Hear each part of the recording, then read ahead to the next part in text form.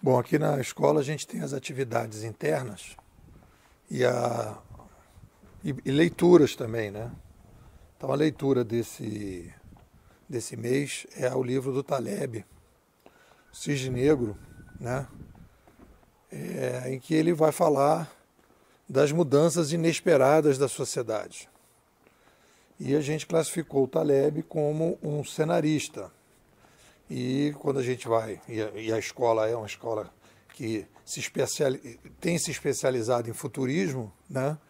E no nosso caso a gente está trabalhando com futurismo competitivo, que é o futurismo voltado para a competição, para ajudar as pessoas a sobreviver. Porque tem o futurismo de lazer, né? São esses documentários que as pessoas fazem, etc. Tal, que às vezes filmes de ficção, que de repente pode pedir auxílio para algum tipo de futurista, mas o nosso foco é a sobrevivência, ajudar as pessoas a sobreviver. Então o livro do Taleb é interessante por causa dessa visão dele, né? Que ele fala dos cisnes negros, e os cisnes negros que ele está falando acontecem muito na meso-história, que a gente pode chamar assim, né?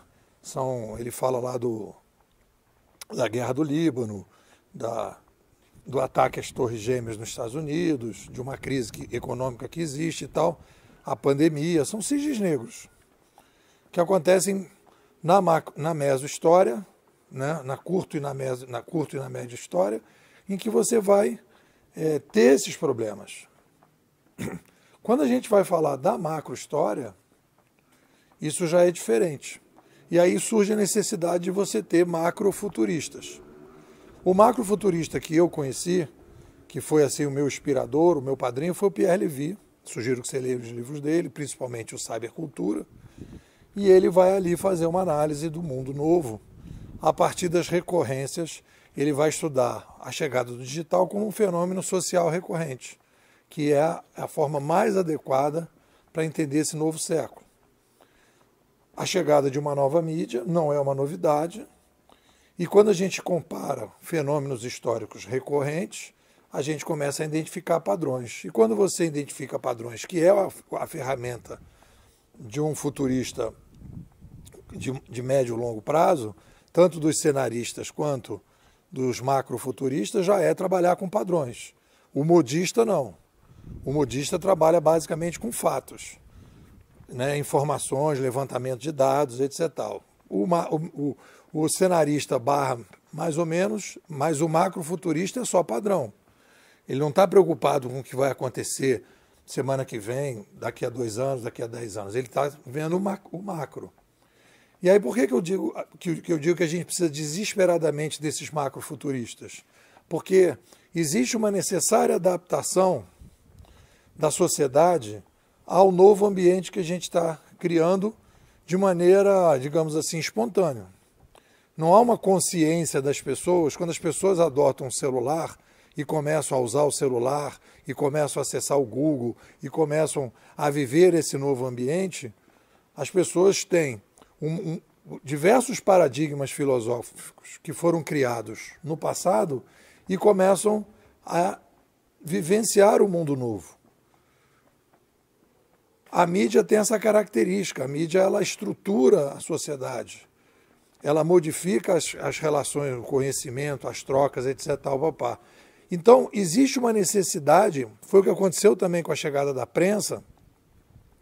Você vai ver ali alguns filósofos, você vai ver ali o Bacon, Descartes, o Spinoza, tentando fazer com que determinados paradigmas filosóficos se alterassem, né? Basicamente porque eles vão precisar, precisou se adaptar a esse novo ambiente. Principalmente o Descartes, quando ele vai falar do discurso do método, ou seja, a gente precisa, com muito mais informação do que tinha, que passou a ter, a gente precisava organizar isso tudo, precisava gerenciar isso de uma maneira melhor e a sociedade, a partir daí, poderia sobreviver com mais qualidade. Então, existe necessidade de fazer as revisões dos paradigmas filosóficos. Não é uma coisa assim, apenas assim, vamos nos adaptar.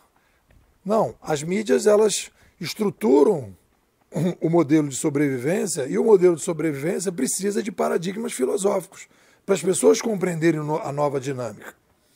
Para evitar, por exemplo, que você tenha uma plataforma de curadoria e toda hora que você vai fazer uma modificação na plataforma, o responsável pela plataforma diz que vai analisar para aprovar, ou existem censuras que as pessoas querem fazer, né? Como se estivéssemos no passado, em que teria um controle do centro sobre as plataformas.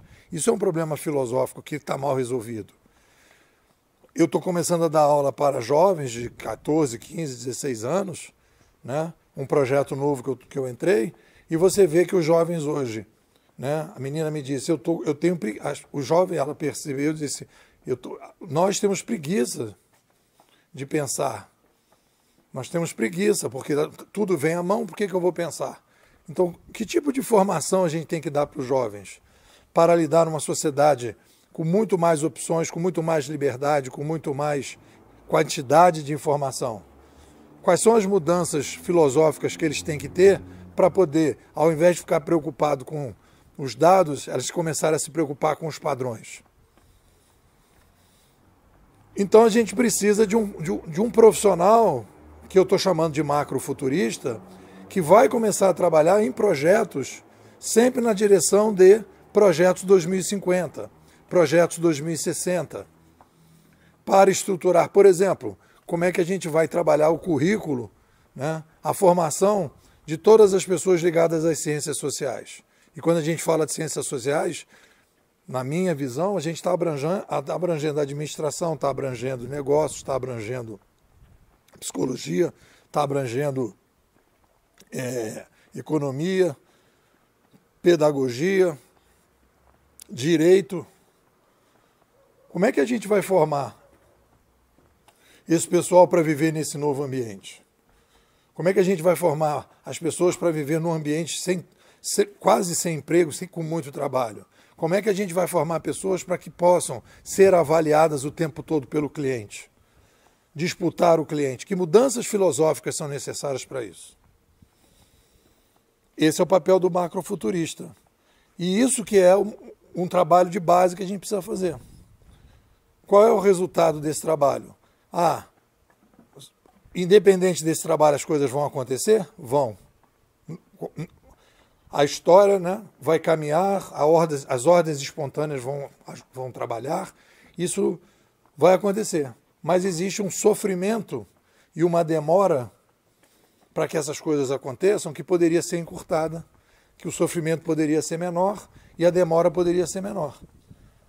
E aí vem então o papel dos macrofuturistas que vão reverberar, que vão ser incorporados, né, esse trabalho, por pessoas que tenham a cabeça mais aberta, mais inquieta, que tenham vontade, né, apetite, vontade de construir, de antecipar determinadas coisas que vão, na minha opinião, acontecer mais para lá, menos para cá, ali a partir da macro tendência que a gente vê, que a gente chama aqui de reintermediação progressiva, saindo de um mundo que não tinha 8 bilhões e tem 8 bilhões e agora 8 bilhões como ferramental que permite a reintermediação progressiva. E a gente, então, a partir disso, a gente precisa fazer profundas revisões filosóficas para ajudar as novas gerações a lidar com esse mundo muito mais complexo e agora com a possibilidade de promover reintermediações progressivas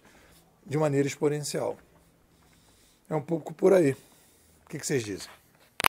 Bom, agora no mês de março nós estamos discutindo aqui a imersão 5.3, estamos falando do livro do Taleb, né? Voltando a falar do livro Cisnes Negros, né? O livro que projetou o Taleb, e falando sobre o futuro das profissões. Eu convido você a participar da melhor escola de futurismo do Brasil, Bimodais. Você vem aqui tomar a pílula vermelha, sair desse mimimi que o mercado está hoje. Me manda um zap, 21 99608 6422. Vou repetir, 21 99608 6422. Nipô, quero ser bimodal.